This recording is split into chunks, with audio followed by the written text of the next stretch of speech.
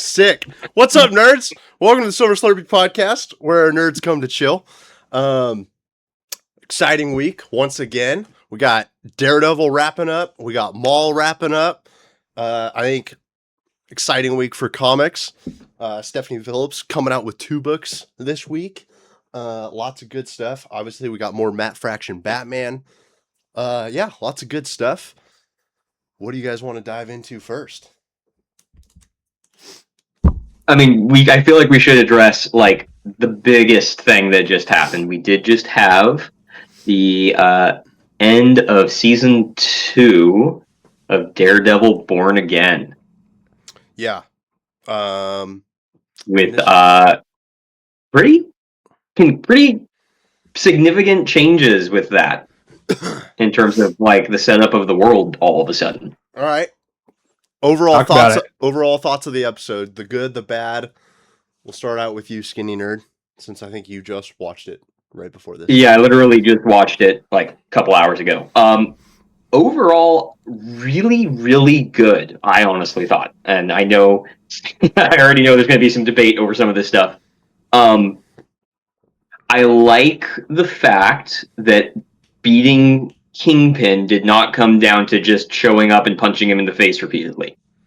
I like that we kept honestly his actual defeat in many ways really came down to the courtroom, right? There was obviously some physical confrontation that happened with him to a degree, but the actual like beating of Kingpin and ending what he was doing was actually done in the courtroom.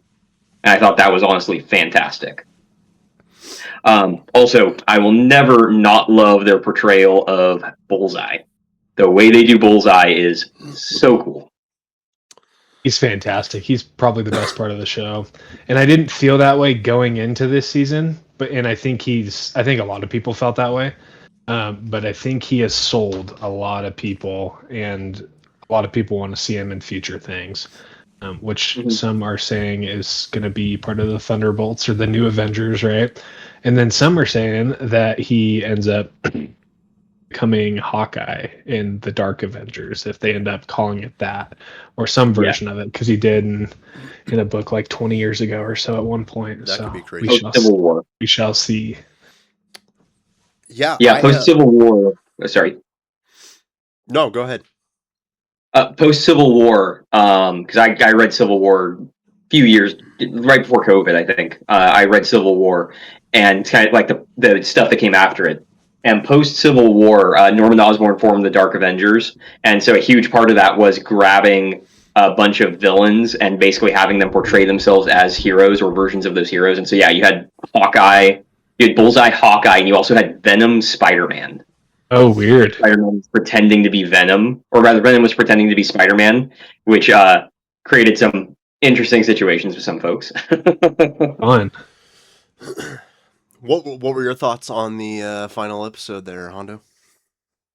I've been forcing my wife to watch it every single week. She's like, is this the last episode? And I was like, yeah, it's the last episode. Aren't you freaking stoked? And she's like, yeah, so it can be done and we can stop watching it. And I was like, all right, cool. And I was like, all right. Wow, what a hater.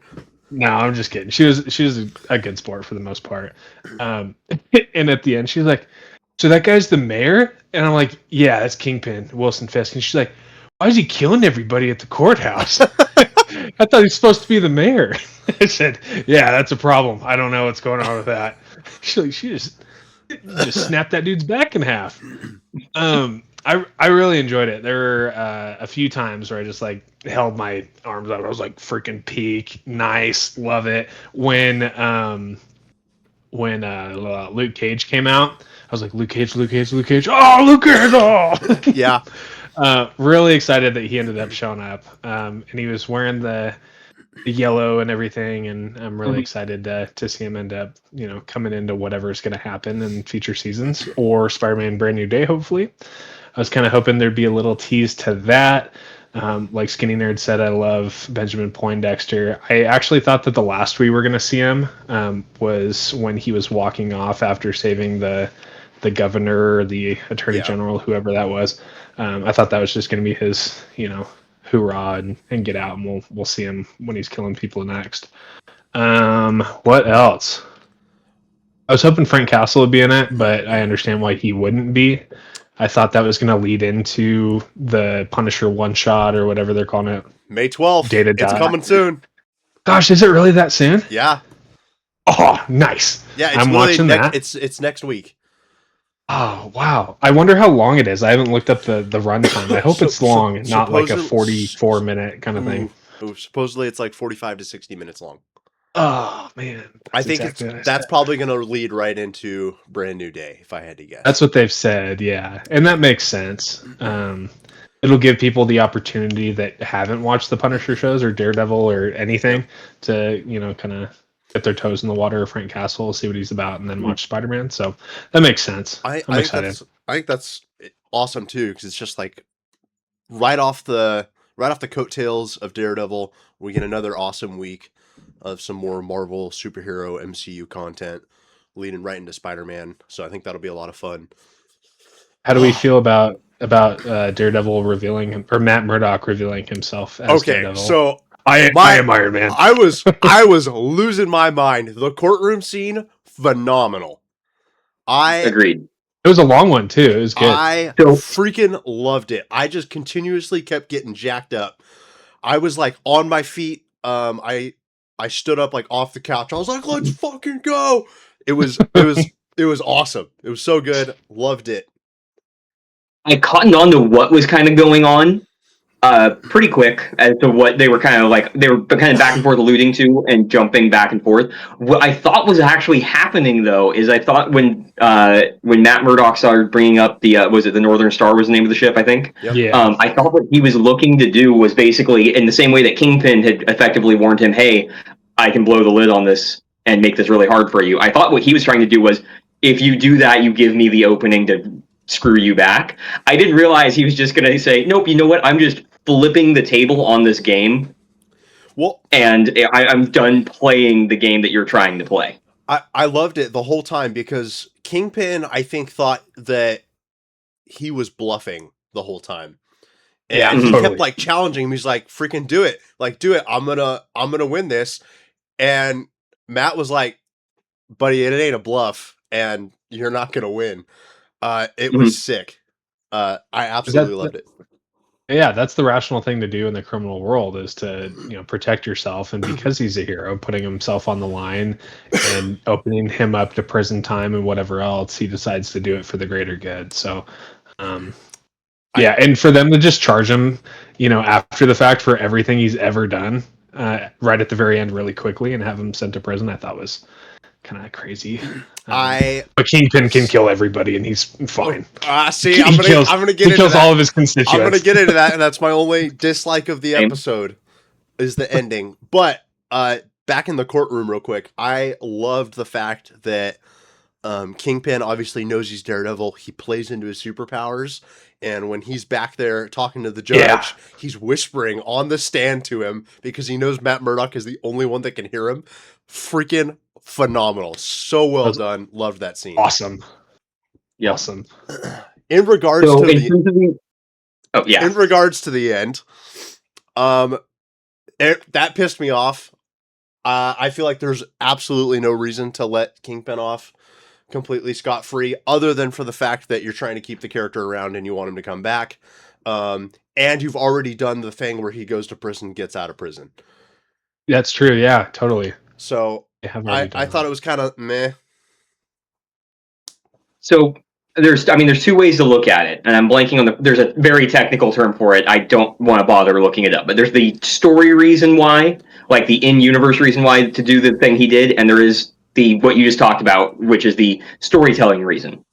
From the storytelling perspective, yeah, I do kind of get that. At the same time, other than killing him, I feel like this is honestly a good middle ground of, we can move him out and have him either play the role of like a shadowy figure that we don't have to directly interact with too much anymore, or frankly, you can also, at this point, you could drop that character as a character and it wouldn't feel bad or weird that he is no longer there. From an in-universe perspective, I do get it, because in universe, they already know that if you just slap him in prison, he can still just run things from inside a prison cell.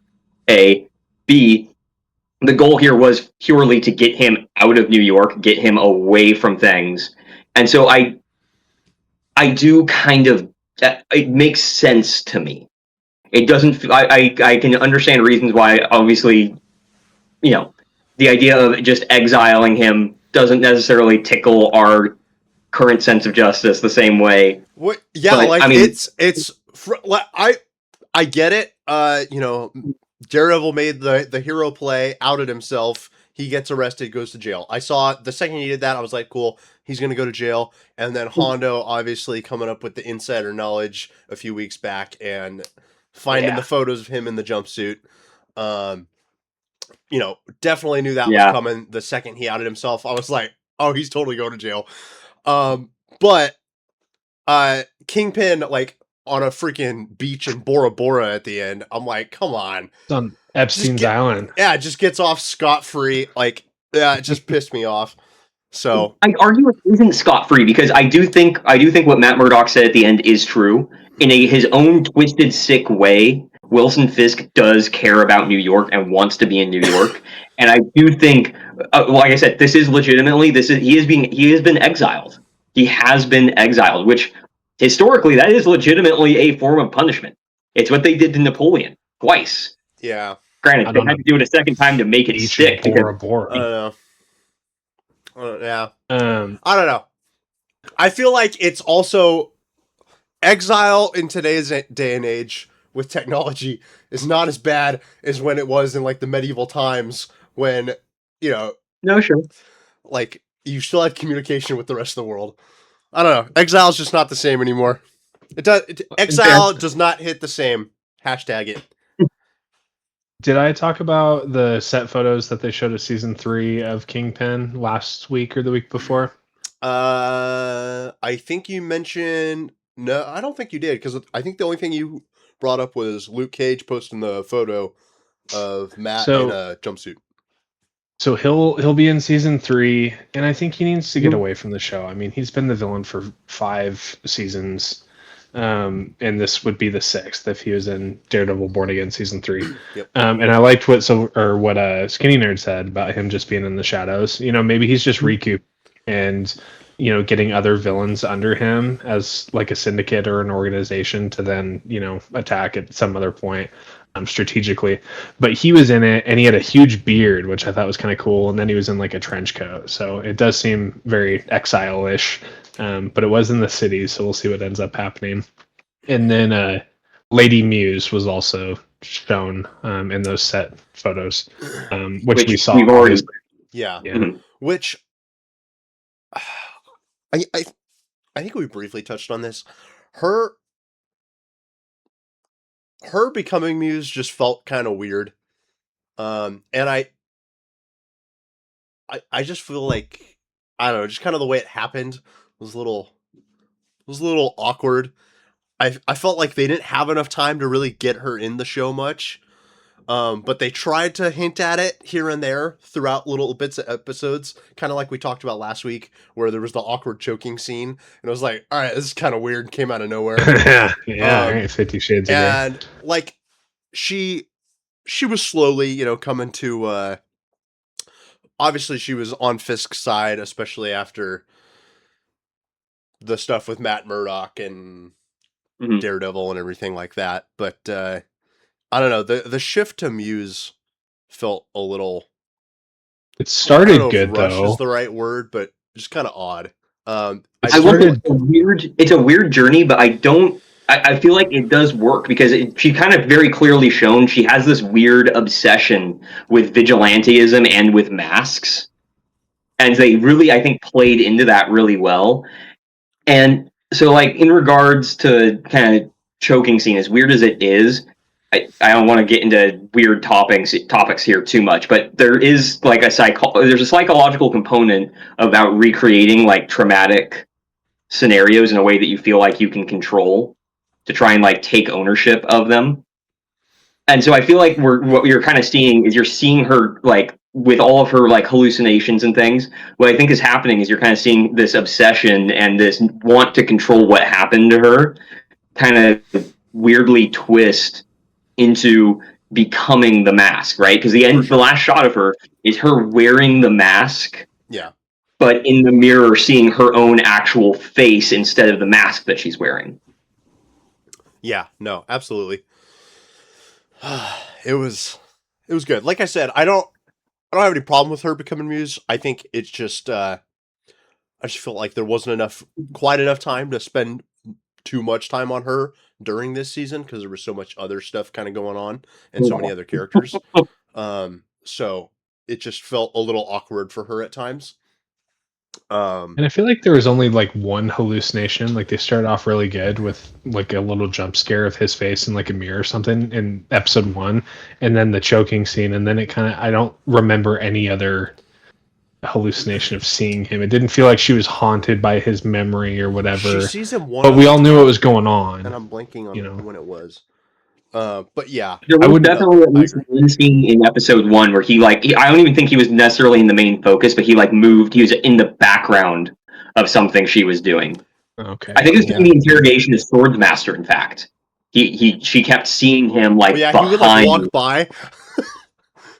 Yeah, spooky. I think that the spookiness comes a little bit from his anonymity, and now that we know that she's behind the mask, I don't know if I'll feel the same way with knowing that it's her compared to just some random guy that we don't know what he looks like, we don't know what his motive is. We know what her motive is and we know what she looks like, and we know basically everything about her. So I don't know how they're going to end up spinning that and adding things to the character. She also got owned on the stand by Matt Murdock. Yeah, what a loser. Yeah. Also, what happened? I thought that Kingpin loved Daredevil for saving his life. What went sour that I missed? Because in the courtroom, he mentioned it once. He's like, yeah, he saved my life, but we all hate Matt Murdock, and I don't know why. I can't remember. I thought he on the stand, he made a distinction. He was always making a distinction between Matt Murdock and Daredevil because he didn't want to spill the beans initially. He was initially keeping that divide. And so he was saying that, yes, he appreciated Matt Murdock and he considered Matt Murdock hero. And then he would also, in the same sentence, verbally smack Daredevil around. He never said anything actually negative about Matt Murdock. Okay. I don't think up until the reveal that Matt Murdock and Daredevil were one and the same. I think it was just because Kingpin realized that Matt was going down the road of essentially being like, hey, these are one and the same person. And obviously Kingpin doesn't want people thinking that he likes either of them. Because frankly, he also doesn't like Matt Murdock, even though he's said it. I think obviously there might be a little bit of respect there to some degree. But yes, I don't think he likes either one. I think that's obviously part of it is to just, him playing kind of the political game of it.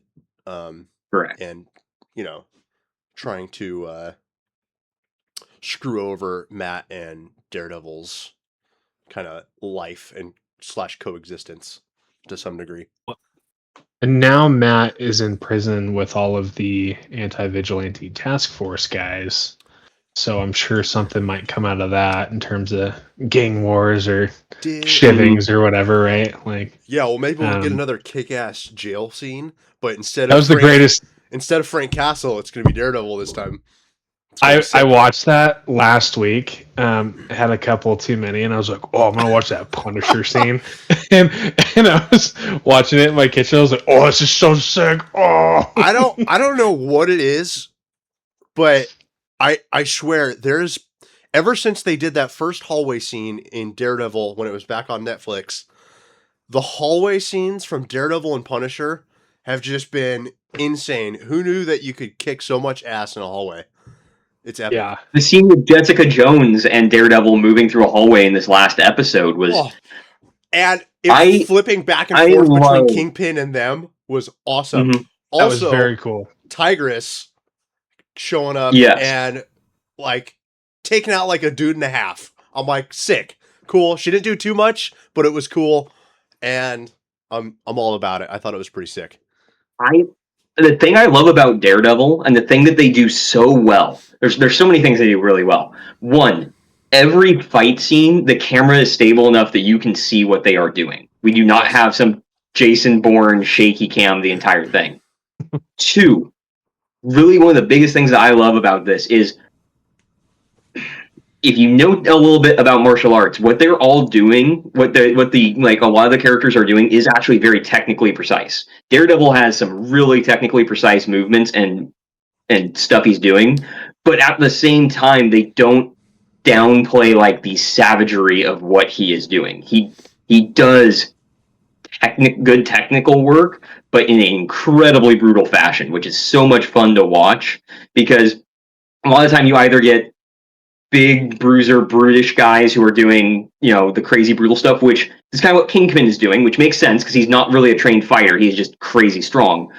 Or you get like just flippy floaty technique that looks great and is technically correct and technically precise but doesn't have the impact that you would expect from a fight, and they managed to hit this middle ground or this right framing that you get that danger, you get that effort and that brutality while still making it look like good technique. I also loved the essentially Kingpin's just hallway fight scene. The fact that they kind of gave him like semi of a hallway fight scene was pretty sick.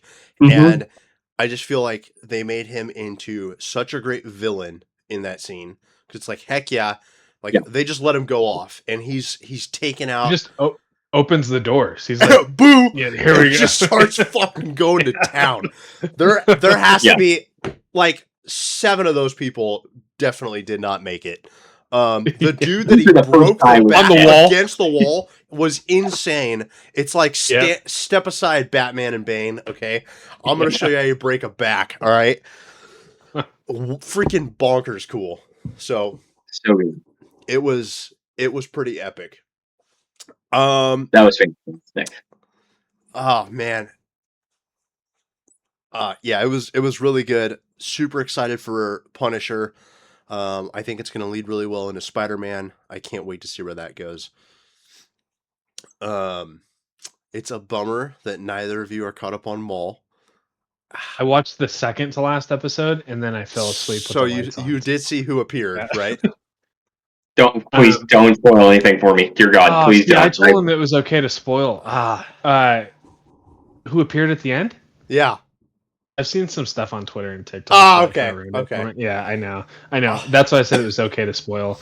But I didn't see the full things. I just skipped through it. But I'd love to talk about the quick scene of the 4 lightsaber wielders. Were they all meet at the same time? Oh, really cool. That was the sickest shot. So cool. So for those that haven't seen it, super cool scene. We'll talk about it next week when my 2 co-hosts here have finished the series. I'll get caught up. But there's a really cool scene. Both Inquisitors have like dual lightsabers, like the double-bladed lightsabers, like similar to Maul. Maul has his, and then there's the 2 Jedi, and they essentially like they almost make like a square, but they all like strike at the same time, and their lightsabers are going different directions, and it is so sick and really well done. And it's a really brief shot, but just like typical Clone Wars fashion, it looks gorgeous. The show looked beautiful. There's some gut-wrenching stuff, especially once you finish this season. In typical Star Wars fashion, it's really well done. So I really liked it. I think this show is going to be really, really good going forward. I'm very excited. So that's what I was going to ask. Is there going forward? Yeah. You think the way they, okay. Sick. Yep. They're going forward. Very cool. And I think the show did pretty well. The reviews and stuff seemed very good. So I don't see the second season getting canceled. But I'm pretty sure it's already in the works. Okay. Yeah. So in regards to that, I will say, and I'll get your guys' opinion next week. But now we have Maul, Invincible, and Daredevil have all wrapped up. All 3 were phenomenal shows. Like, what an Yeah. awesome, like, 10-week period. The last 2 months have been awesome. Having all 3 of those shows uh, coming out at the same time was so cool. Such a blast. And I think Definitely. it's so rare that all 3 were really good. Um, I think, honestly, Maul may have had the greatest, like, it's so hard. It was quick though. It was in I 4 weeks, right? Yeah, Like it was a month. to me, I feel like Maul may have had the best, like, ending. Hmm. But I really, that's not discounting. I love the Invincible ending. I love the way that season ended off. And I also loved the way Daredevil finished off. Obviously, I'm just a little salty about the Kingpin thing, but as a whole, the episode was phenomenal. So I think they all finished super strong as well, which is very impressive. So props to all 3 different studios and all those people working on it, because all 3 projects were phenomenally done. I don't Yeah, I think think you with Go the ahead. with the Daredevil bit, the ending of Daredevil, the thing that is good about it is it was still well done. And so like you can disagree kind of I guess with the writing decision there and with the decision of the route they went with Kingpin, Yep. but it wasn't like anything egregious where it kind of like retroactively made you feel bad about anything in the show. Yeah, no, for sure. I totally agree. And then obviously, especially in a show like that, where it's more of Hmm. like, I don't know, kind of more of a grounded superhero show with street level stuff. Obviously, there's going to be things that are going to piss you off. Like Star Wars pissed me off, but in a good way. It's one of those moments where it was just like a lot of Star Wars does, when it's Hmm. done well, is it's like, it's super upsetting. It's frustrating. You're mad at characters for doing shit, but it's such good storytelling. And especially when it's animated in the Clone Wars um, Hmm. animation style. It's amazing. So really, really cool. Absolutely. Two things. When you were talking about Star Wars fashion, I was thinking of the history of Star Wars. I think it's going to be Star Wars' 50th anniversary next year in 2027, which is cool. Yeah, I we just feel 2 days ago had Star Wars Day. yeah, and it was the Yeah, fourth be with you. happy late May the 4th be with you.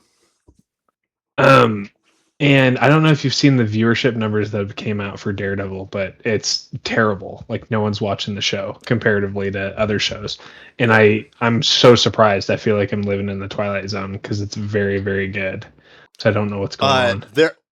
It's kind of interesting because there've been I've seen a lot of people coming out and talking about it, and a lot of people are super bummed with the viewership, because everyone's like, it's a great show, so it sucks that it's not getting the viewership. Um, so I don't know if it was just kind of maybe a lack of marketing or whatever. Maybe people didn't buy in on the first season quite so much. But hopefully people come around and start giving the show some love, because it was really good. Yeah, I agree. What are those books you have in your hand right there, huh? What you got going on there on your desk? It was New Comic Book So Day. You go it first. was. Something is killing the children. Oh, there we go. Yeah. So I have gotten through all the trade paperbacks, and I'm now actually caught up to the weeklies or the regular releases of this. So we just got a really sick alternate cover for Something is Killing the Children, number 46 by, make sure I'm getting the right name here. James. Jeremy Bastian is his name. Oh, Uh, it's not super easy to see all of the detail on this, but been a great job done of, you have obviously that very vibrant red behind the main character Erica Slaughter, and you don't know if I can get this close enough to the camera to see, but they did a great job contrasting. She has some very bright green eyes oh, to go buried in all that gray, which has been a running theme of basically any art of her in any of the books. what's the It's price such a point on good that series. book? It is a $5 book. It is a $5 book. Decent number of pages. Is it normally $3.99, but the variant's $4.99? I'll be real. I didn't even bother checking. I just saw that In all, this is a good I, one. I Very think upset about the pricing structures of things. so, most image kind of varies. That's Boom. Or oh yeah, Yeah. true. You I know, it is think. Boom Studios with Tiny Onion, I think. But I would think that they would do the same thing as Image and Dark Horse. They're all pretty similar. Some of them kind of jump around a little bit, but I find most of the like Image, Dark Horse, Boom books to be around the $3.99 price point. Yeah. It might just be because it's a variant, but it is also it's a good long standing run now. They're on issue 46, obviously, so Yeah. they may be just charging $5 for the book. Yeah, because usually it's $1 extra if we're doing the Image thing. I guess with anything, it's usually $1 extra of what the normal cover price would be. Skinny Nerd, what do you think was your favorite volume of the 9 trades? That's very difficult. I'm gonna go through and do like a little review of each trade. So look forward to those videos. But they are all so good. Is the most honest answer. There's definitely like discrete arcs throughout each of them. So like the first 3 trades are effectively one storyline, one arc of the comic. And then each of those are obviously each trade itself is a not a complete story, but is a good chunk of the story. I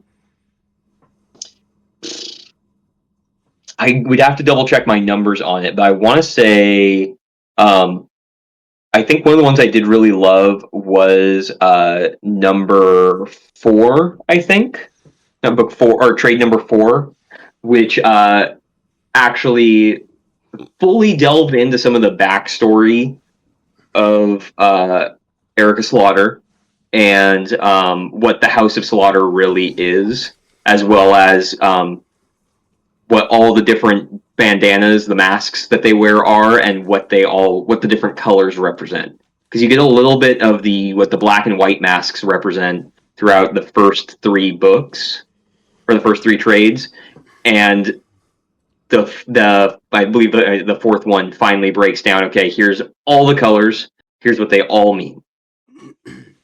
Also, Slaughter, what a patty cake name over here. There's a running theme. That's There's a running badass. theme.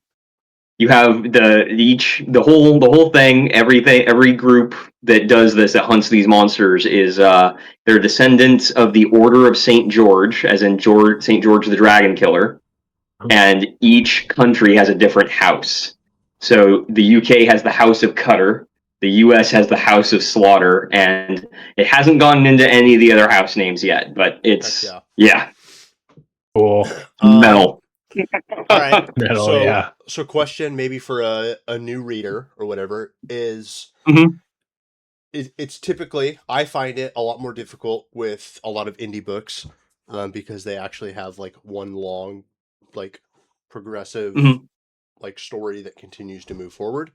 Do you think people walking into a comic shop on New Comic Book Day next Wednesday, like could they pick up off the last issue and figure out what's going on, or is this the kind of book that you really should start from the beginning? I wouldn't say you need to start from the beginning, but you definitely need to start from one of the stories. You either need to start from the very start, or you need to be jumping into this basically from one of the trades. It's otherwise, unfortunately, because this is a kind of long running story, because this has kind of long running stories. If you were to pick up this current book, you could kind of puzzle out some of the stuff that's going on, but you would be missing way too much information to really grasp the full context of what's happening. Because also it doesn't help right now that the story that's being told in the comic is effectively you're getting both flashbacks to events and like the effectively a modern day event.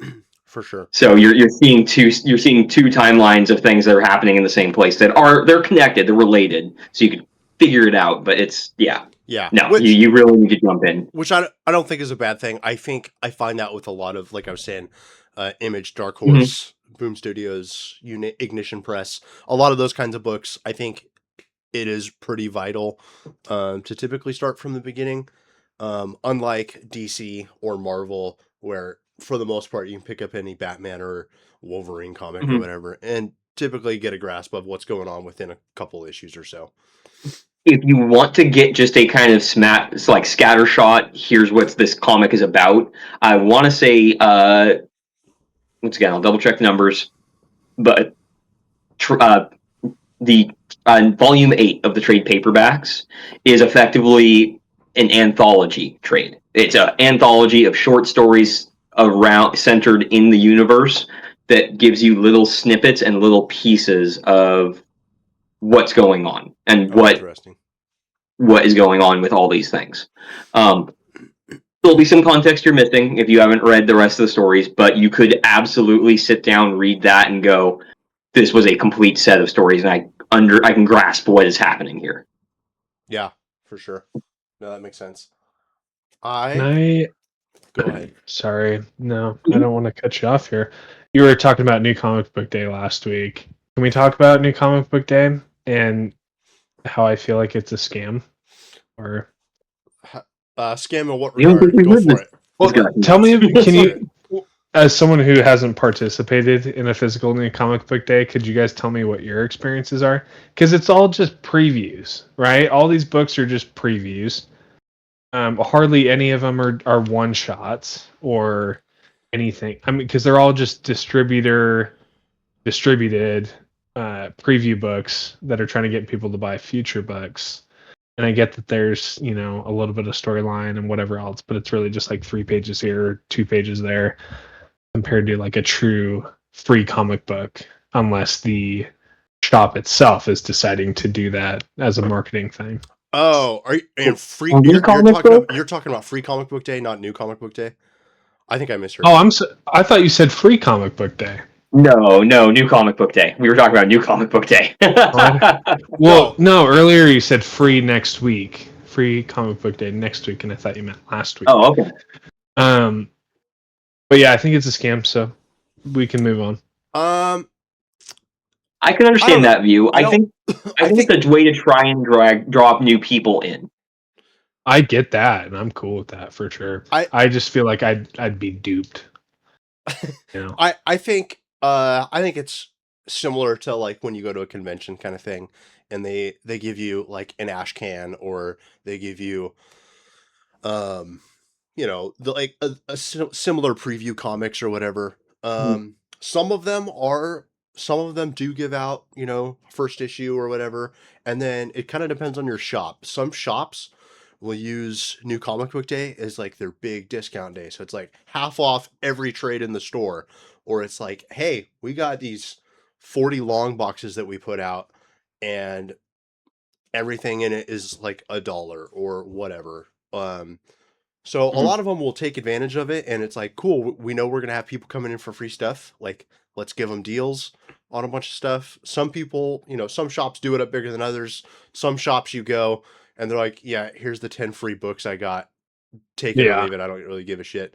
So it kind of depends on your shop, of course, which obviously everyone has different experiences with their shops that they go to. Uh-huh. My mom texted me last week, and she's like, I was driving past Flying Colors on my way to Trader Joe's, and there was a line of people outside of the comic shop. It must be free comic book day or something. And I was like, Mom, you're not gonna believe this. It's literally free comic book day today. No, I think it's just fun. It's a cool day to bring, kind of bring the comic community together on a day that's not a Wednesday. And hey, if you don't have a lot of money, you go get a bunch of free books. I know a lot of people went around to like 6 different comic shops to get free comic books. And you would just get free stuff at every single one of them. So it kind of depends on how hard you want to work for it too. But some places, some places are doing food and whatever. Like, it's just a good fun time. And then of course, if you're like most of us, you get sucked into buying other stuff, because anytime I go into the comic shop, I can never leave with what I'm just supposed to get. I always see something else. So that's just kind of the hard part of going into a comic shop as a comic nerd.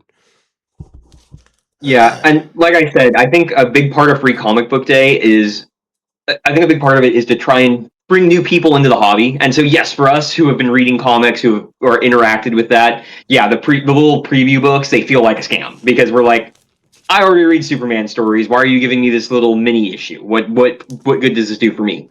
But maybe for someone who doesn't read comics, that little mini issue is the thing that draws them into getting into the hobby.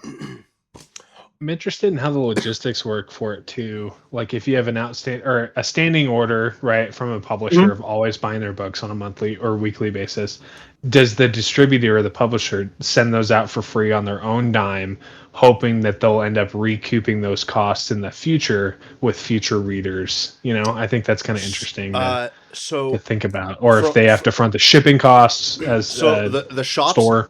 To my understanding, the shops actually have to pay for the books. Oh, they're super cheap. From what I understand, they're like 30 cents a book. Okay. Or whatever. But I mean, your bigger shops, when you're giving out, 1,000 of these things, obviously it gets a little more expensive. So I think the shops take a little bit of a hit to some degree. It is very cheap from what I understand, but I think it's somewhere around like 20 to 30 cents a book or something. From my understanding, I don't own or run a shop, but from talking to some shop owners and managers and stuff, I believe that's how it works.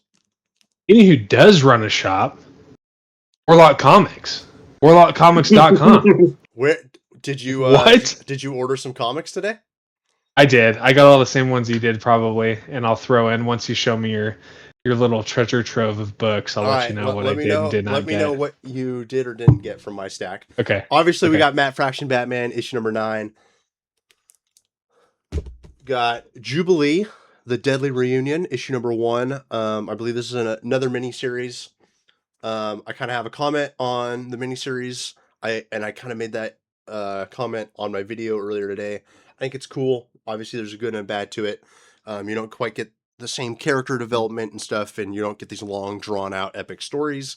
But at the same time, it's a great place for smaller characters like Jubilee to get a solo run for 6 issues. It's fun. If you're a huge Jubilee fan, obviously this is awesome. So it's fun for those reasons. I got Cyclops issue number 4. This has been just badass. And now he's geared up with a bunch of extra weapons on him. Excited to see that. His I-beams aren't enough anymore. Got issue number 10 of Spider-Gwen, Ghost Spider. Stephanie Phillips, freaking killing it. One of her 2 books. 2 books, yeah. Love this, though. I'm really liking this run.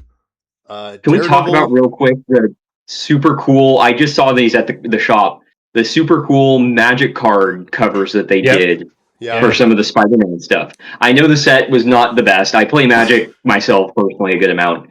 The set wasn't the best for a number of reasons, but I lose Magic on a regular basis. The way the art for Magic, despite some of the recent controversies they had with some things there, the art for Magic has always been so cool, and so to see that art at that scale instead of on this tiny little card was super awesome. Yeah, they've been promoting that for a little bit, and it's been really cool to actually see a full whatever the size is. Yeah, yeah, they have been really cool. Then we got Cover A, Lee Garbett, issue number 2 of Daredevil. Nice. Stoked. Haven't read it yet, but excited to see the new villain that Stephanie Phillips is bringing to the Daredevil world. Got Batman Static Beyond, issue number 6. I believe this is the final issue of this little miniseries run. It's been cool. Started off kind of slow, but really picked up, I would say, in the last issue and a half or 2. Pretty cool. Hopefully it wraps up well. And I like the art.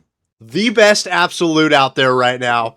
Absolute Superman. This cover is freaking badass. Check out this book. Even if you're not the biggest Superman fan, I'm telling you, read this book. It is so damn good. The storytelling is incredible. The art is fantastic. The villains have been awesome. Ra's al Ghul, phenomenal. Black Adam coming into the picture. Probably one of the most evil, like diabolical versions of Brainiac we're going to see. Just Yeah, that and creepy versions too, I would say. Oh yeah. Um, pheno- This was good enough that I actually bought the first trade paperback of this series for a coworker today. nice. phenomenal run. Really loving it. Um, and I kind of wanted to bring up.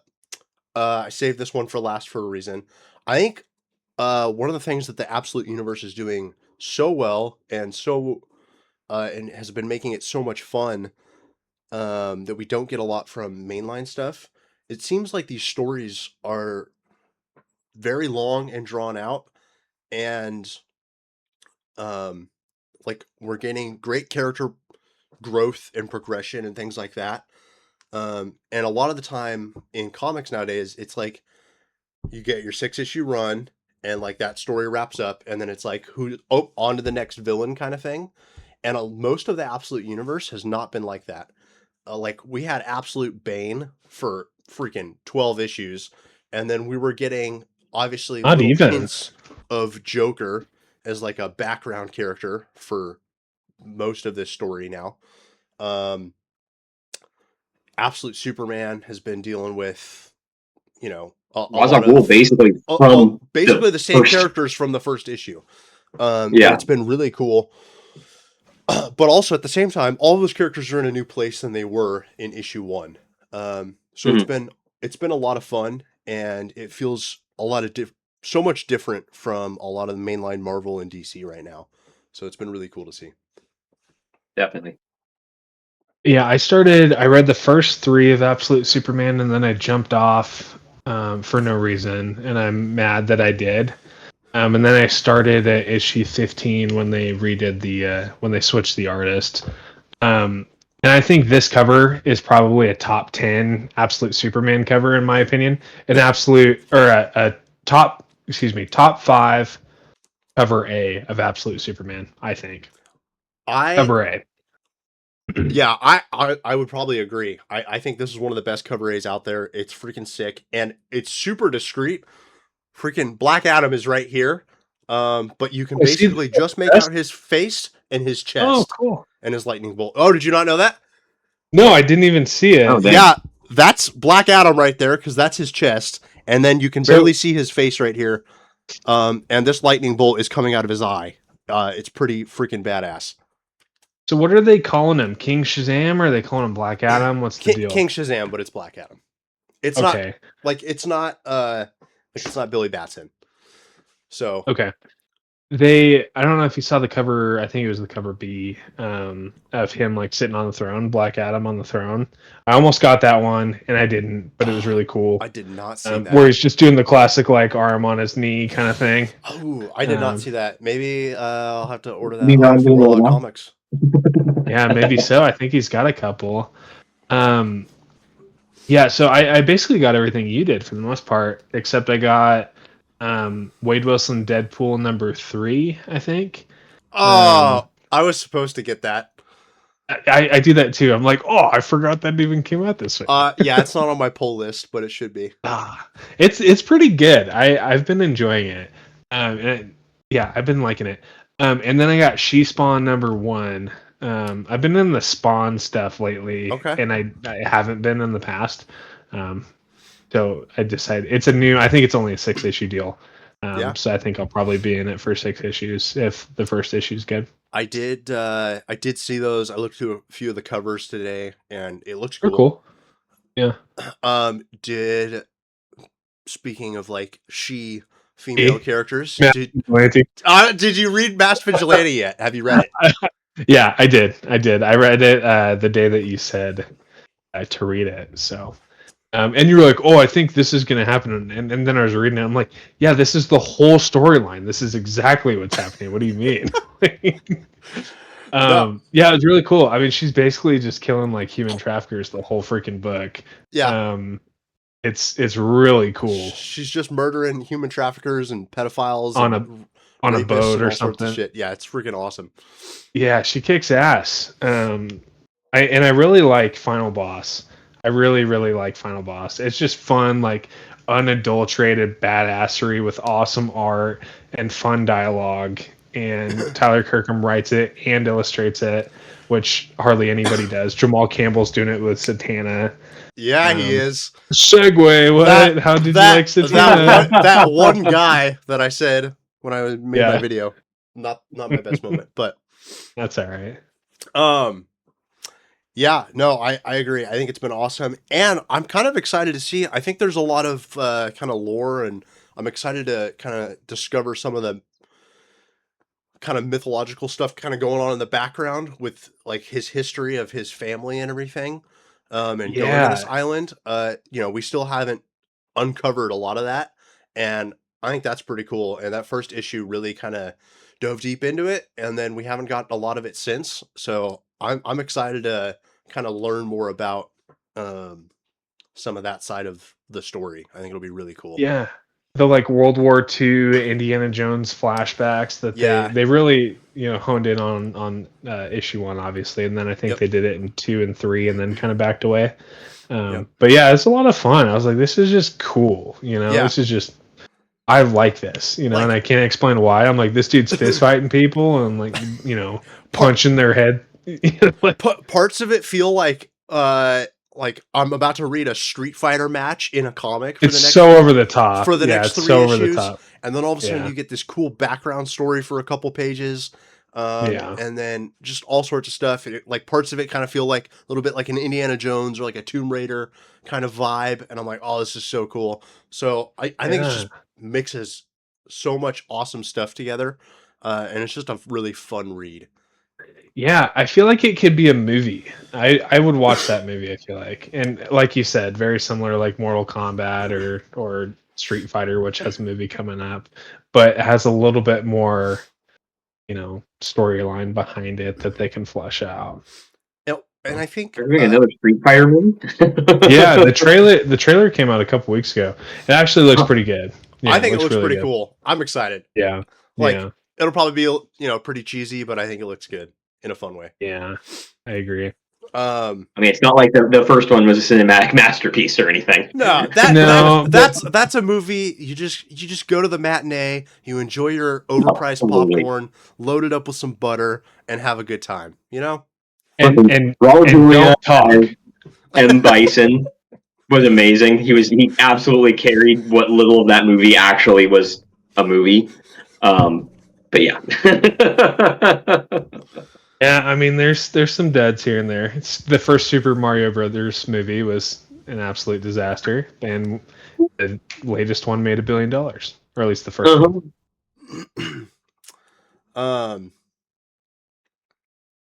But yeah, I think it's been really good. So I'm super stoked to read more of that, and I think it kind of reminds me. So I read the Intergalactic Justice League, that like one-shot special from last week. Is it good? And honestly, I don't think it was written very well.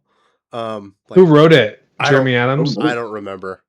But like, I read Justice League. I've been a part of Justice League my whole life, and the story I think flowed okay, but I think it was a mix of some of the art and then some of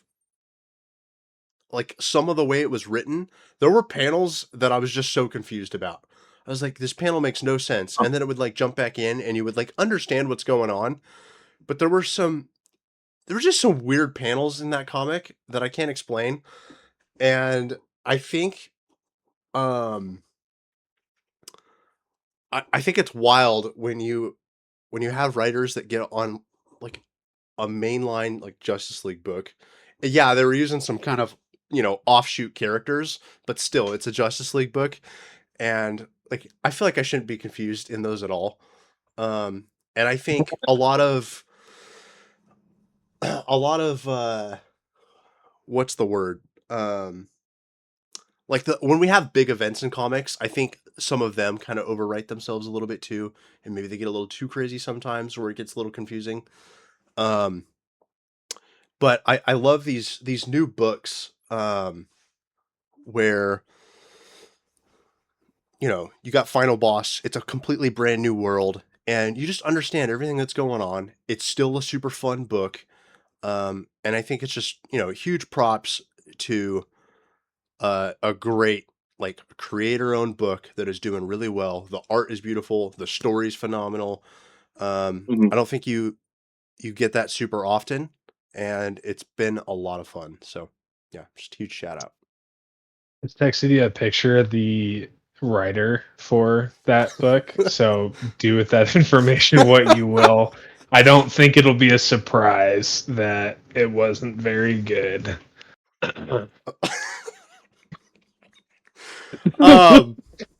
We'll just move on. But yeah, it was not. I don't know. The overall story was fine. It had some weird parts where it was like there'd be a character in the background. So in the first couple opening pages, there's like a background character and a character that's like getting punched that is not mentioned at all, and they just move past it, and these other two characters like having a conversation. And it's just weird. So I don't know if it was more of an art thing or a writer's thing, but it was just kind of odd. I don't know. It was just kind of weird. But I think that this absolute Superman, Matt Fraction Batman, and Daredevil trio is going to feed families for months and months and months to come. If it still ends up being the same week every single month, that's going to be my week to read, because those are probably my top 3 favorite books right now. And you throw in Absolute Batman and Wonder Woman, and that's about it right there. So 3 out of 5. I did have a question, and I think Hondo will probably have a better answer than Skinnier might for this, just because he reads more. Who would you say are your top 3 writers of current comics right now?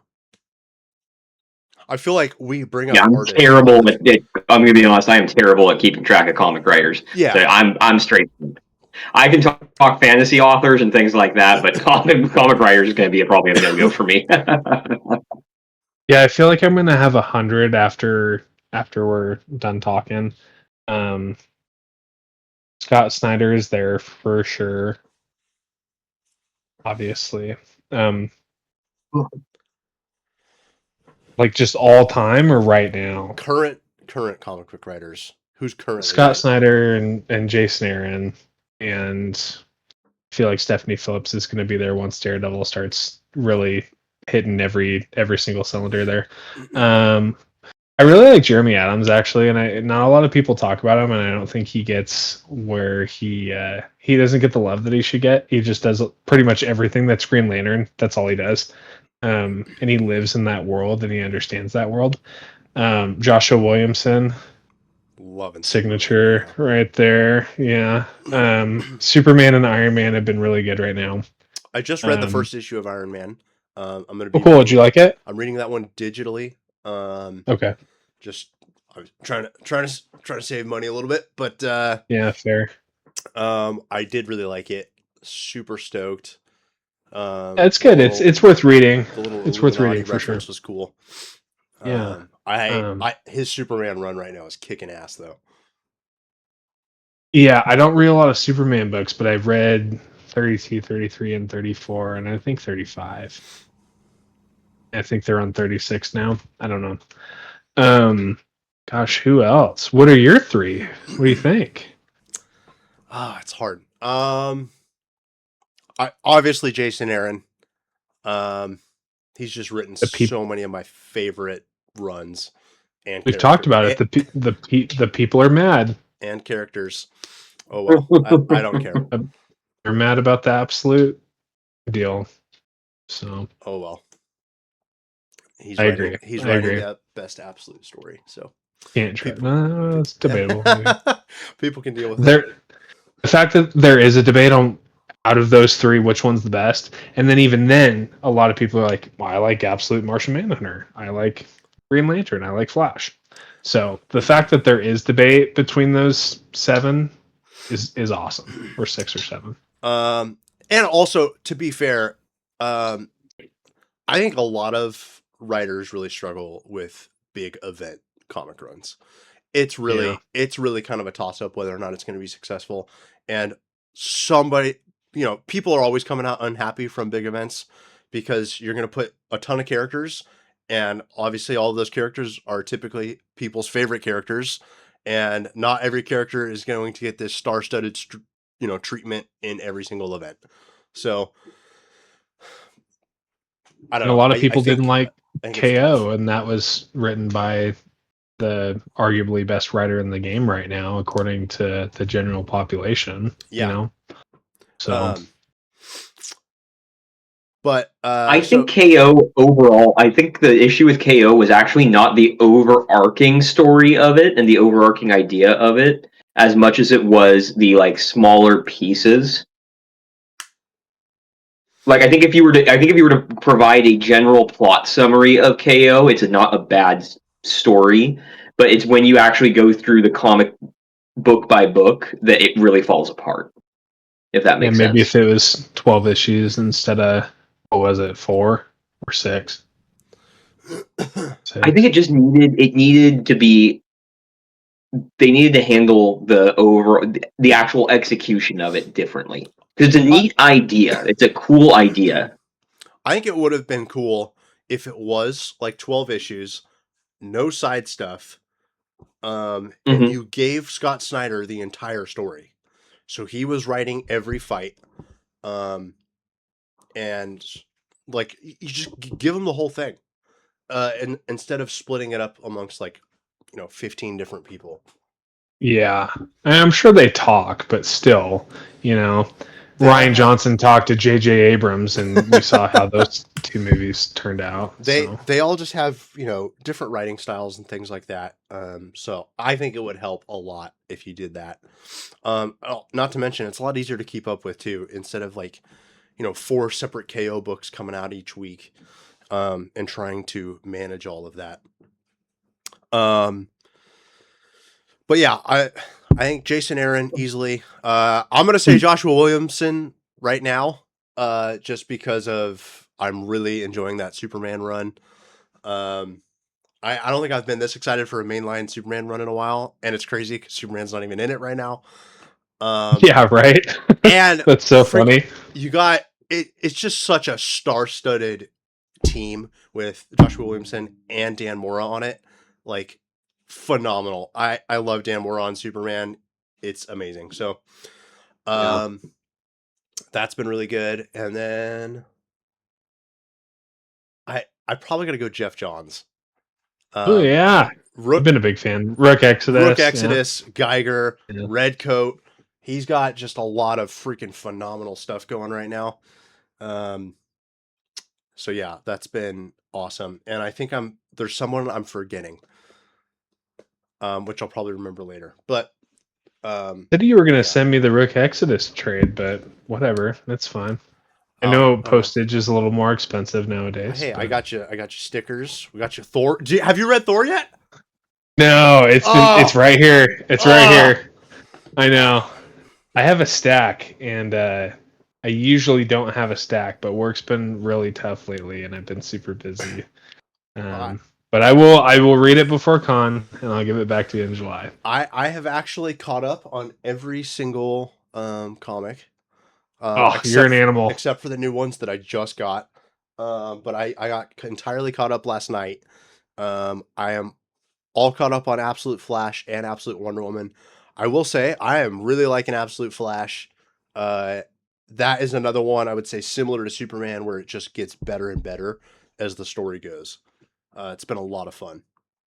Who is the Absolute Flash? What'd you say? Sorry. Who's the Absolute Flash? Wally West. Okay, all right, that's what I thought. Yeah. Barry Allen is in it, but not for very long. Yeah. All right, got it. So while we are kind of on this topic, there is actually one thing I do want to shout out because I actually very recently found out that it is actually now being published as a physical book. I just in Discord in the Discord call I actually just popped a picture, an example photo from this comic. It's an independent web comic that's been going since 2013. That's I guess being picked up by Image, called "Kill 6 Billion Demons," and it's both written and illustrated by one guy. Yeah, that looks like 6 billion. Yeah, Agreed. yeah. So you can even show this photo with no context, and it's been going since 2013. This comic, and the art has definitely grown and evolved over that time to reach the image that I just popped up here. But it's really good. It is a really good comic that's been running for a good amount of time. The writing is excellent. The world building is absolutely crazy. The guy quite literally wrote basically an entire mythology and cosmology for this comic. Where's Lucas over here? Um, That does look sick. Yeah. Though. That's super cool. and like I said, it's one guy that does the entirety of it. He does all the art. He does both ink and drawing. He does all of the actual writing for it as well. He also did a tabletop RPG called Lancer for anyone who's a big fan of like mech combat and that sort of thing. And he did all the art, or not all the art, but a significant portion of the art for that book too. So, dude deserves a shout out for what he's got going. Looks awesome. His name, he goes by Tom Bloom, is the guy's name. Heck yeah, super cool. Love it. Obviously, love. And it's being published in print by Image. Nice. So if you want to get physical copies, I freaking love Image. There's just so much. They do so much good stuff. Obviously, so do most of the other, smaller publishers. Dark Horse and Boom and all those things. There's the new Ben 10 comic that came out today. I